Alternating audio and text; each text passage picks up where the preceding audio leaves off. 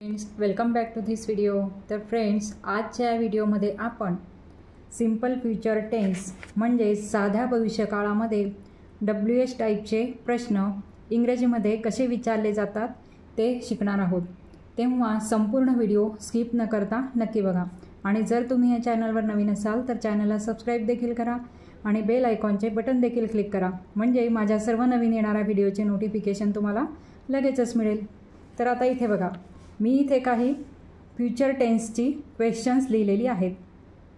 आता अशा प्रकारचे क्वेश्चन आपण बऱ्याच वेळेला रोजच्या जीवनामध्ये विचारत असतो, तेव्हा मग अशा प्रकारचे प्रश्न हे इंग्रजीमधून कसे विचारायचे तेच आपण आजच्या व्हिडिओमध्ये शिकणार आहोत।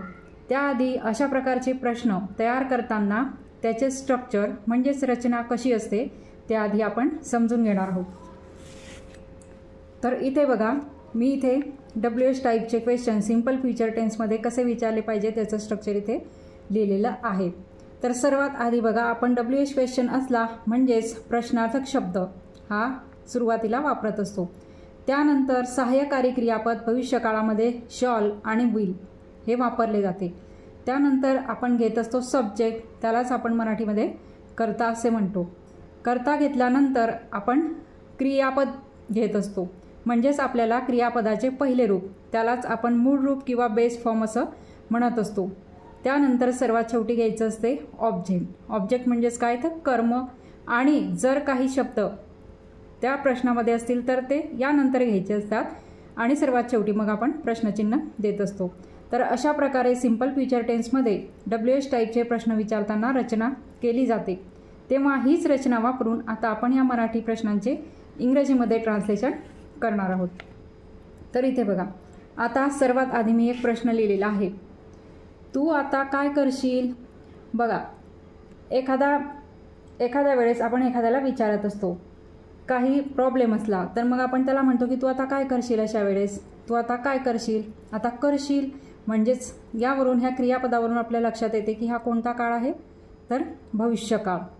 भविष्यकाळातील हा प्रश्न आहे आणि इथे प्रश्नार्थक शब्द आलेला आहे काय, म्हणून हा कोणता प्रश्न आहे, तर WH टाईपचा क्वेश्चन आहे। तर आता याचे स्ट्रक्चरनुसार आपण इंग्रजीत ट्रान्सलेशन करूया। सर्वात आधी काय साठी आपण काय वापरतो इंग्रजीमध्ये, व्हॉट। व्हॉट।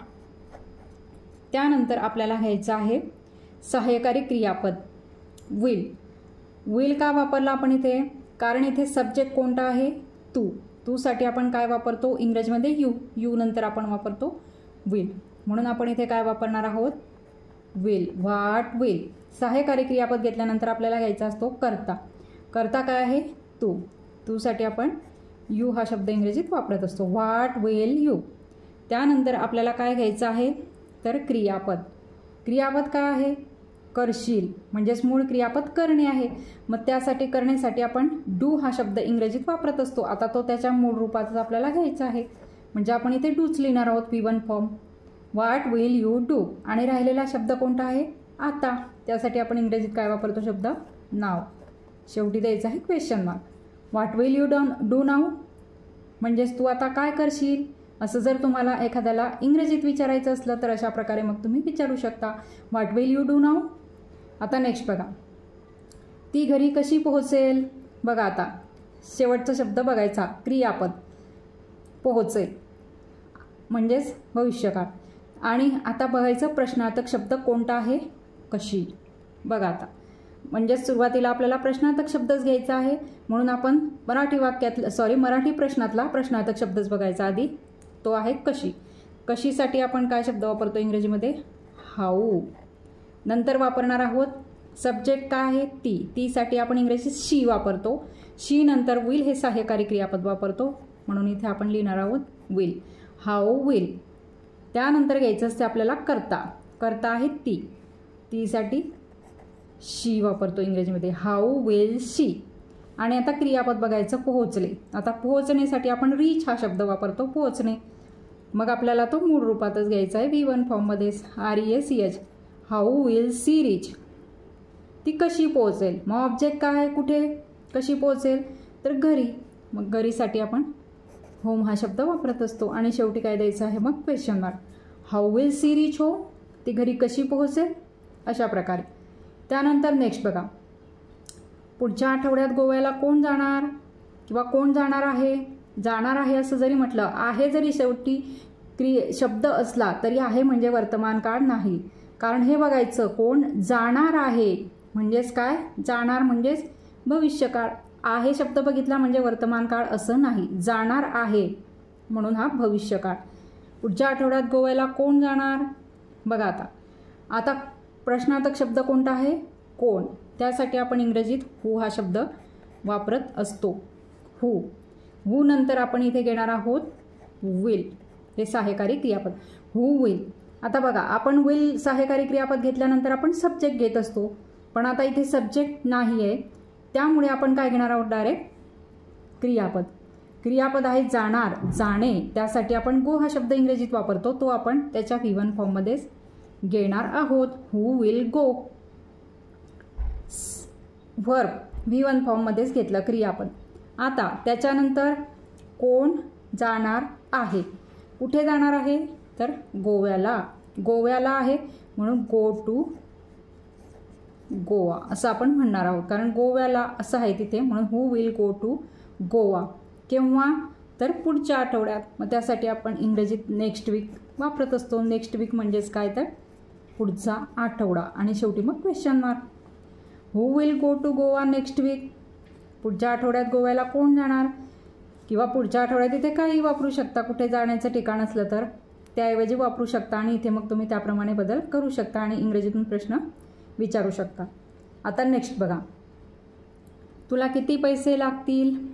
बघा आता एखाद्याला काही पैशांची गरज असली तर आपण आधी त्याला विचारून घेतो की मग तुला किती पैसे लागतील आता. तर बघा आता इथे प्रश्नार्थक शब्द आधी काय आहे, किती. आपण हे पूर्ण घेणार आहोत, किती पैसे. मग आता कितीसाठी आपण हाऊ मच हा इंग्रजीतून शब्द वापरत असतो. HOW how much. आणि पैसेसाठी आपण मनी वापरतो, MONEY. हाऊ मच मनी म्हणजेच काय तर किती पैसे. त्यानंतर आपण सहाय्यकारी क्रियापद घेणार आहोत विल, कारण सब्जेक्ट काय आहे तुला. तुलासाठी आपण इंग्रजीत यू वापरतो म्हणून आपण इथे विल घेतलं. त्यानंतर आपल्याला कर्ता घ्यायचा असतो. कर्ता कोणता आहे तुला, म्हणून आपण इथे इंग्रजीत यू वापरणार आहोत. How much money will you. आणि क्रियापद आहे लागतील किंवा लागतील. त्यासाठी आपण नीड हा शब्द इंग्रजीमध्ये वापरतो. नीड म्हणजे गरज असणे, मग त्यासाठीच आपण लागतील या अर्थाने नीड हा शब्द इथे इंग्रजीत वापरलेला आहे. How much money will you need. तुला किती पैसे लागतील, अशा प्रकारे. आता नेक्स्ट बघा, तुझी आई दुपारच्या जेवणासाठी काय बनवेल. बघा आता इथे प्रश्नार्थक बनवेल म्हणजेच भविष्यकाळ. आता इथे प्रश्नार्थक शब्द आधी बघायचा काय आहे, काय. कायसाठी आपण काय वापरतो मग इंग्रजीमध्ये, व्हॉट. व्हॉट हा शब्द वापरत असतो, म्हणून आपण इथे सुरुवातीला काय घेणार आहोत, व्हॉट. तुझी आई. त्यासाठी आपण युअर मदर. युअर मदर म्हणजेच काय तर तुझी आई. What will your mother. आता त्यानंतर काय घ्यायचं असते आपल्याला, क्रियापद. बनवेल, बनवणे. त्यासाठी मेक हा शब्द आपण इंग्रजीत वापरत असतो, तो V1 फॉर्ममध्येच आपल्याला इथे घ्यायचा आहे. What will your mother make. बनवेलसाठी आपण बनवणे यासाठी मेक हा शब्द इथे वापरलेला आहे. आता केव्हा बनवणार आहे, what will your mother make म्हणजे तुझी आई काय बनवणार आहे, केव्हा तर दुपारच्या जेवणासाठी. मग दुपारचे जेवण त्यासाठी आपण लंच हा शब्द वापरतो. लंच म्हणजेच काय तर दुपारचे जेवण. मग जेवणासाठी आहे किंवा जेवणाकरिता, म्हणून आपण इथे फॉर हा शब्द वापरणार आहोत. For lunch. लंच म्हणजे दुपारचे जेवण, तुम्हाला माहितीच असेल. फॉर लंच म्हणजे दुपारच्या जेवणाकरता किंवा साठी. For lunch. What will your mother make for lunch. अशा प्रकारे मग इंग्रजीतून हा प्रश्न तयार होईल. त्यानंतर नेक्स्ट बघा, तू नवीन मोबाईल कधी घेशील. बघा आता हा प्रश्नही बऱ्याच वेळा विचारा. एखाद्याचा मोबाईल खराब झालेला असला तर आपण त्याला म्हणतो की तू नवीन मोबाईल मग कधी घेशील. तर आता इथे बघा, सर्वात आधी तर घेशील म्हणजे हा फ्युचर टेन्स म्हणजेच भविष्यकाळ. क्रियापदावरून आपल्या लक्षात यायलाच पाहिजे. त्यानंतर बघायचं त्यातलं प्रश्नार्थक शब्द. मराठी प्रश्नातला प्रश्नार्थक शब्द काय आहे तर कधी. मग कधीसाठी आपण व्हेन हा शब्द वापरत असतो इंग्रजीत, व्हेन.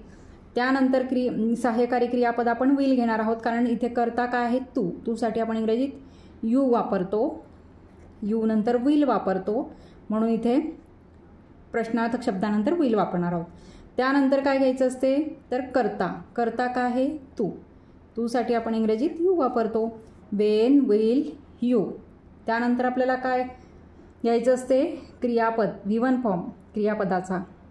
मग आता कधी घेशील म्हणजे विकत घेशील या अर्थाने इथे विचारलेला आहे. मग विकत घेणे यासाठी आपण इंग्रजीमध्ये बाय हा शब्द वापरत असतो, तो आपण त्याच्या V1 फॉर्ममध्येच घेणार आहोत. When will you buy. आणि मग ऑब्जेक्ट कोणता आहे तर नवीन मोबाईल, म्हणजेच आपण त्याला काय म्हणतो न्यू मोबाईल. म्हणून आपण इथे काय लिहिणार आहोत ए न्यू मोबाईल. शेवटी question mark. When will you buy a new mobile. तू नवीन मोबाईल कधी घेशील. तर मग तुम्ही इंग्रजीतून असं त्याला किंवा एखादा फ्रेंड असेल तर त्याला विचारू शकता इंग्रजीतून. आता नेक्स्ट बघा, तू पार्टीला काय घालणार आहेस. बघा पार्टीला असो किंवा तू लग्नाला काय घालणार आहेस, पार्टीऐवजी इथे तुम्ही दुसरेही शब्द वापरू शकता. पार्टीऐवजी लग्नाला किंवा बाहेर जाताना काही पण वापरू शकता. मी इथे पार्टी घेतलेलं आहे. तू पार्टीला काय घालणार आहेस. बघा आता आहेस म्हणजेच फ्युचर टेन्स भविष्यकाळ. आता प्रश्नार्थक शब्द बघायचा आधी कोणता आहे मराठीत काय. मग कायसाठी आपण काय वापरतो इंग्रजीमध्ये व्हॉट. नंतर आपण घेतो सहाय्यकारी क्रियापद. इथे तू हा करता आहे, त्यासाठी आपण इंग्रजीत यू वापरतो, यू नंतर विल वापरतो, म्हणून आपण प्रश्नार्थक शब्दानंतर काय घेतलेलं आहे विल. त्यानंतर घ्यायचा असतो करता. करता कोणता आहे तू. तूसाठी आपण काय वापरतो मग इंग्रजीत यू. What will you. आता घालणे म्हणजेच परिधान करणे असं सुद्धा मराठीत आपण म्हणतो. घालणार आहेस त्याला आपण वियर. टू वियर म्हणजेच घालणे, कपडे घालणे, म्हणून आपण त्याच्या मूळच्या रूपामध्येच आपण इथे घेणार आहोत वियर हा शब्द. What will you wear. तू काय घालणार आहेस कुठे तर पार्टीला, म्हणून आपण इथे काय लिहिणार आहोत टू द पार्टी. शेवटी द्यायचं आहे question mark. What will you wear to the party. तू पार्टीला काय घालणार आहेस. एखाद्या फ्रेंडला विचारायचं असलं तर तुम्ही इंग्रजीतून मग अशा प्रकारे विचारू शकता what will you wear to the party अशा प्रकारे. नंतर शेवटचं बघा क्वेश्चन आहे, तुम्ही आम्हाला पार्टी कुठे द्याल किंवा कुठे देणार आहात. देणार आहात म्हणजेच हे सुद्धा फ्युचर टेन्स, किंवा कुठे द्याल म्हणजे हा सुद्धा काय आहे फ्युचर टेन्स भविष्यकाळ. तर बघा आता इथे आधी प्रश्नार्थक शब्द बघायचा कोणता आहे कुठे. मग कुठेसाठी आपण काय वापरत असतो इंग्रजीमध्ये शब्द वेअर. वेअर हा शब्द आपण वापरत असतो. त्यानंतर विल वापरायचं आहे, कारण इथे करता कोणता आहे तुम्हीसाठी आपण यू वापरतो, यू नंतर विल घेतो, म्हणून वेअर नंतर सुद्धा आपण काय वापरणार आहोत इथे करता बघून आपल्याला हे विल किंवा शॉल वापरायचं असते विल. त्यानंतर घ्यायचा असतो सब्जेक्ट कोणता आहे तुम्ही, त्यासाठी आपण काय वापरतो यू इंग्रजीमध्ये. नंतर काय घ्यायचं आहे वेअर विल यू. आता क्रियापद द्याल देणे, त्यासाठी आपण गिव हा शब्द वापरत असतो, मग तो आपण त्याच्या मूळच्या रूपातच इथे लिहिणार आहोत give. Where will you give. तू कुठे देणार आहेस. काय देणार आहेस तर आम्हाला पार्टी. मग आम्हालासाठी आपण काय वापरतो शब्द us. Where will you give us a party. शेवटी काय द्यायचं आहे क्वेश्चन मार्क. तुम्ही आम्हाला पार्टी कुठे द्याल किंवा तू आम्हाला पार्टी कुठे देणार आहेस असं सुद्धा असलं तरी तुम्ही असंच विचारू शकता इंग्रजीमधून. Where will you give us a party अशा प्रकारे. तर अशा प्रकारे आजच्या या व्हिडिओमध्ये आपण सिंपल फ्युचर टेन्स म्हणजे साध्या भविष्यकाळामध्ये WH टाईपचे प्रश्न जे आपण रोजच्या जीवनामध्ये बऱ्याच वेळेला विचारत असतो, तर ते प्रश्न इंग्रजीमधून कसे विचारले पाहिजे ते शिकलो. तेव्हा आजचा हा माझा व्हिडिओ तुम्हाला कसा वाटला ते कमेंट करून नक्की सांगा. आणि जर तुम्हाला व्हिडिओ आवडला असेल तर व्हिडिओला लाईक करा, शेअर करा, आणि जर तुम्ही या चॅनलवर नवीन असाल तर चॅनलला सबस्क्राईब देखील करा. थँक्यू.